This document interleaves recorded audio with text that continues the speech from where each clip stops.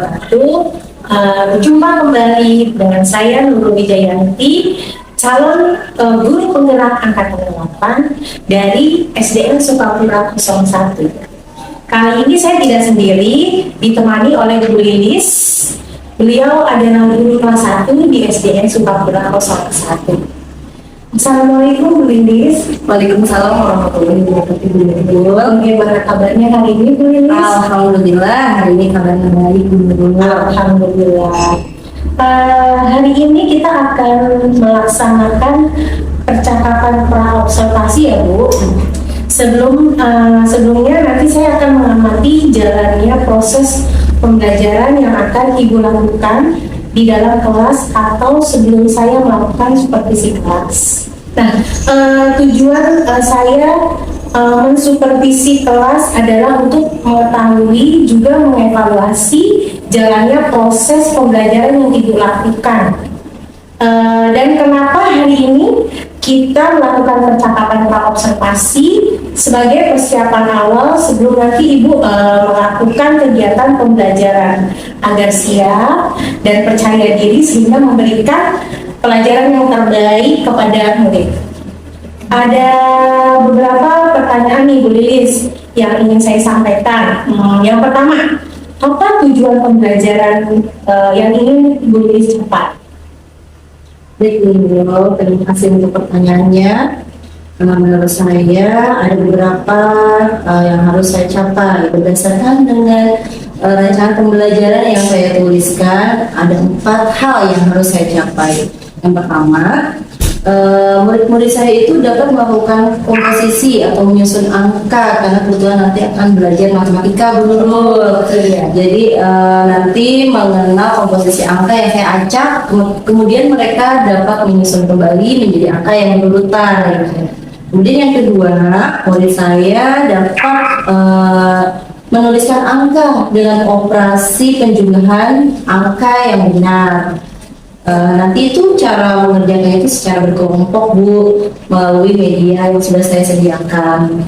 Yang ketiga, murid mampu menjumlahkan bilangan 1 sampai 10 Bu, karena memang untuk kelas 1 baru 1 sampai 10 dulu untuk di semester 1 ini.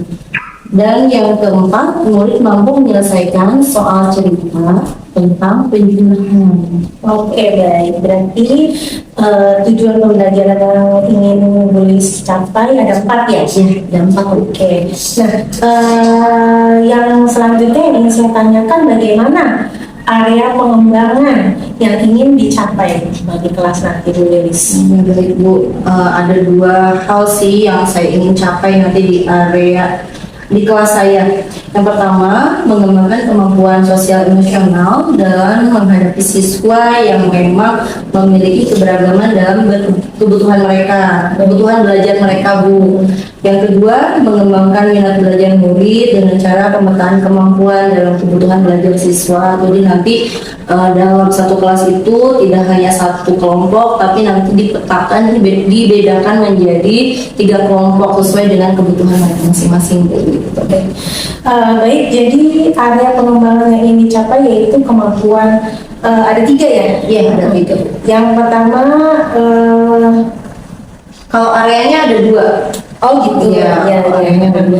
Ya, areanya berarti yang kemampuan sosial emosional dan pengembangan minat belajar siswa.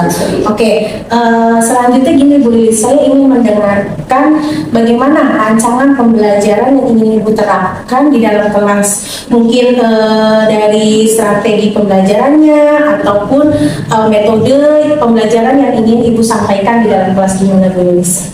Ya. Di sini saya menggunakan beberapa strategi pembelajaran Bu.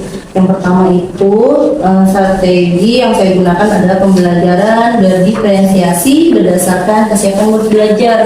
Siswa yang diintegrasikan dalam pembelajaran sosial emosional. Tadi sudah diterangkan oleh Bu Lilis ya metode pembelajaran apa saja yang ingin disampaikan di dalam kelas. Nah sekarang bagaimana nih media pembelajaran yang Ibu gunakan di dalam kelas? Baik, Ibu. Untuk media pembelajaran kebetulan sudah disiapkan dari sehari sebelumnya. Jadi saya menggunakan media pembelajaran yang digunakan untuk pelajaran matematika adalah number math, mencocokkan angka, dan juga menonton video Bu nanti. Oke, berarti yang pertama Biar itu lebih menarik. berarti yang pertama itu Ibu akan menampilkan video ya. Menampilkan video. Setelah itu nanti ada numbernya. Memasangkan, menyusun nanti angka-angka yang kita acak, lalu mereka akan menyusunnya. Lalu juga ada angka PD-nya, Bu. Oke, baik. Kira-kira kapan ya Bu Lilis akan melakukan pembelajaran tersebut? Hari apa? Jam berapa? Masih di hari Jumat tanggal 29 September 2023, 1 jam saja, yaitu jam 7. Oh, baik. Berarti besok ya? Ya, Kita langsung besok, melaksanakan insya Allah, pembelajaran. Ibu. Ya. Mudah-mudahan berjalan dengan baik ya. Baik, nanti di hari Jumat saya akan datang ke kelasnya Bu Lilis. Saya akan melakukan supervisi kelas dan saya akan melihat dan mencatat hal-hal apa saja yang terjadi di dalam kelas nantinya. Nah, nanti selama Ibu melakukan kegiatan observasi pembelajaran di dalam kelas, kita akan mendengarkan percakapan yang terakhir, mengadakan percakapan terakhir nih Bu, yaitu percakapan pasca observasi yang nanti akan didampingi oleh pengajar praktik saya.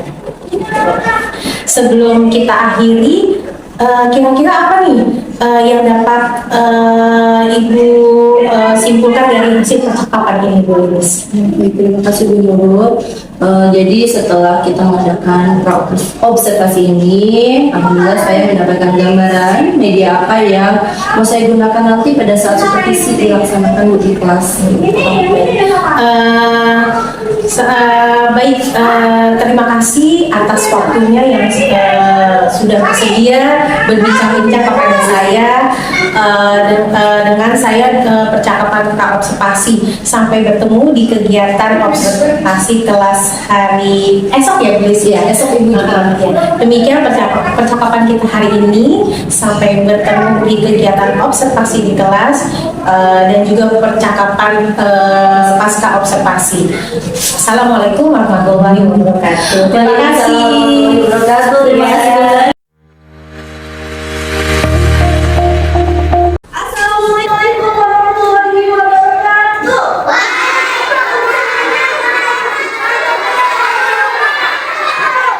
Pagi anak-anak semuanya. Kalau hebat sekali, sudah siap untuk belajar hari ini? Kita awali dengan membaca doa sebelum belajar. Ayo pertama kita maju ke doa pertama.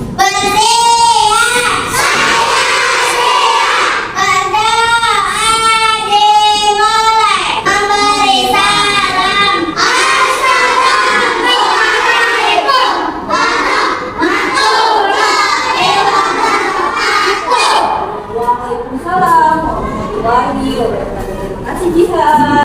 Oke, apa kabar hari ini sayang? Senang tidak hari ini? Ada tidak hari ini yang sedih? Tidak, ya. Hari ini senang semuanya. Hari ini ada yang tidak hadir? Siapa tuh? Ada Kirana, ada Nida. Siapa lagi? Sudah berarti berapa? 3 anak. Tapi sebelum kita mulai belajar, dulu mau ajak anak-anak nyanyi. Ada lagi satu lagi, tapi nanti setelah nyanyi ya. Nyanyinya itu seperti biasa yang selalu kita nyanyikan setiap hari. Iya.